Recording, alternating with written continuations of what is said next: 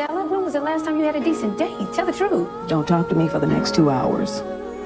I would like to dance with you. You can't be serious.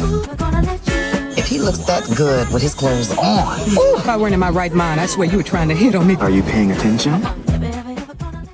I am a very big Terry McMillan fan. One of my favorite novels is How Stella Got Her Groove Back. And I was even more pleased when it was adapted into a film starring the phenomenal Angela Bassett. And this is the movie that we're talking about today. If this is your thing, please give it a subscribe and a like on this channel. We talk about movies that stay with us. All right, let's get into it. Welcome to 75 Vintage On Demand. There are movies you watch because they're entertaining. Then there are movies you revisit because life finally gives you the context to understand them.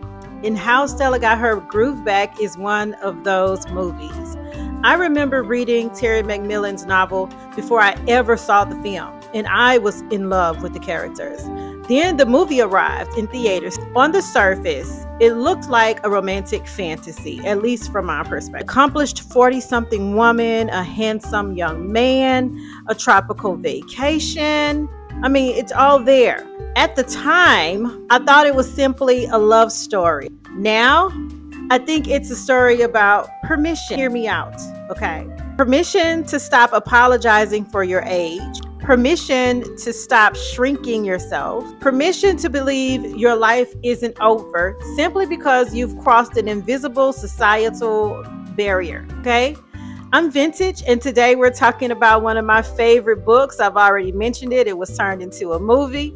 And we're going to also talk about why this is so controversial. Relationships in reverse when it's an older woman and a younger man. One of the things I appreciate most about Stella is that she doesn't begin the story broken. Not at all. She is a success, very successful person. She's intelligent. She's financially secure. She has a son that she loves. She's a devoted mother. She has everything people tell women to work towards, and she got it, this career, the husband, the child, except she isn't living. She's surviving. It feels like Groundhog Day over and over again. Her schedule owns her. Her responsibilities define her. Her identity has become almost entirely functional. She's forgotten that she exists outside of everyone else's expectations. I think that's something many women recognize. We do everything for everyone else. We fill the void for everyone else.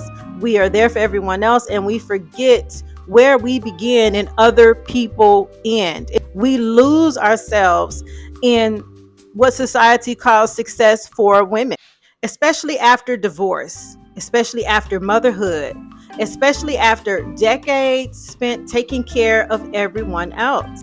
Sometimes you wake up and realize you've become incredibly good at surviving while completely forgetting how to enjoy your own life. There is a double standard here, and this is where the movie becomes fascinating. If Stella had been Steven, would anyone have cared that he dated a younger woman? Older men dating younger women has been normalized for generations. Yes, we have discord about it, we talk about it, and in this newer generation, they seem to have more of that ick factor when discussing older men and younger women, but not to the degree that older women get flack for dating younger men.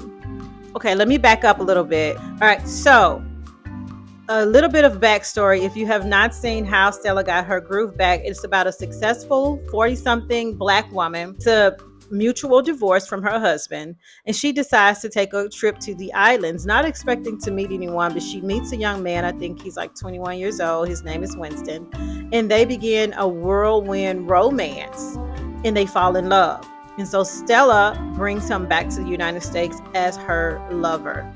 And of course, she is judged heavily for her decision to date a younger man. But in the end, I think this movie is more about permission to live your life fully the way you desire as a woman over the age of 40 versus what society expects of you, especially if you are a Black woman. Okay, now that I've given you a little bit of context, let's get back to the analysis. Older men dating younger women has been normalized for generations. People might joke about it, they might call it a midlife crisis, but rarely do they question whether the relationship itself is appropriate, simply because of the age difference. Now reverse it. An older woman dates a younger man. Suddenly, people become uncomfortable with the idea. She's called desperate, selfish, delusional, or she's simply called too old, as though romance has an expiration date, but only for women. No other group, just women when they get a certain age. That double standard says far more about our culture than it does about Stella. I don't think audiences were only reacting to Winston's age. He was 21. They were reacting to Stella's freedom. She wasn't asking permission to do whatever it was she was doing. She wasn't trying to justify herself. And she wasn't chasing youth. She wasn't pretending to be 25. She was totally her age. She was responding to joy, because finding joy after loss, after divorce, after years of putting yourself last, can look irresponsible to people who believe women should always be sacrificing themselves in some way, shape, or form. The friendships in this movie are very important. One thing about this movie is how different Stella's friendships feel compared to the review I did of the First Wives Club. If you haven't seen it, it'll be linked. In the First Wives Club, friendship becomes a lifeline after betrayal. Those women rebuild one another. Stella's friendships serve a different purpose. They're less about survival and more about encouragement. Whoopi Goldberg's Delilah refuses to let Stella hide behind her work. She challenges her, teases her, pushes her towards life instead of obligation. This is my favorite. Just gets the circulation going. Going now. Come on, here we go. I'm running, girl, like the wind. I'm running. Come on, dear, you can do it. I'm doing it, girl. Right now, look at me run. All right. I'm fast like a mofo. Running. I'll see you at breakfast. Sometimes we don't need friends to rescue us. We need friends who remind us we're still alive.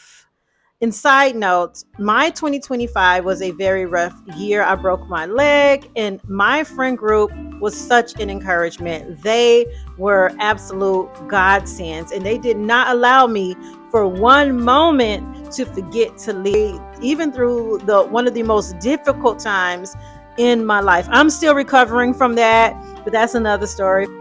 Now, this divorce was different. Another thing about this movie that they quietly get right is that not every divorce has to become a battlefield. Stella's divorce isn't defined by revenge or bitterness or public destruction or any of that. It's simply part of her story. It happened. I actually appreciate that, because healthy endings don't make dramatic headlines, but they happen. And healing after an amicable divorce still requires healing. You still have to rediscover yourself. You still must ask and eventually answer the question of, who am I now? Now, what getting your groove back really means, at least in my opinion. People often reduce this movie to a romance.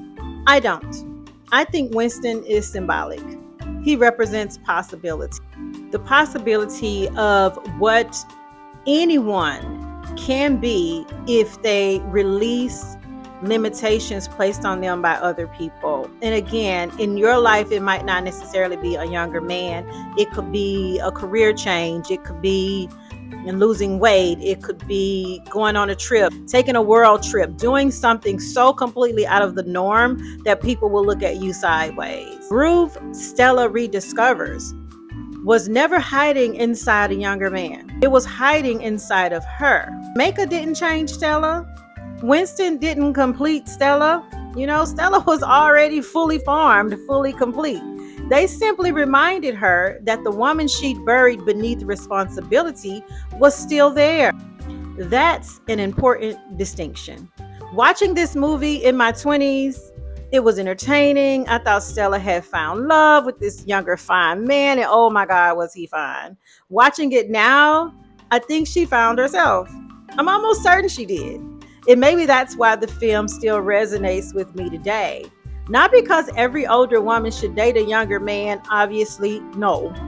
But because every woman deserves the freedom to decide what happiness looks like for her without carrying the weight of everyone else's opinions about it. We've come to the closing.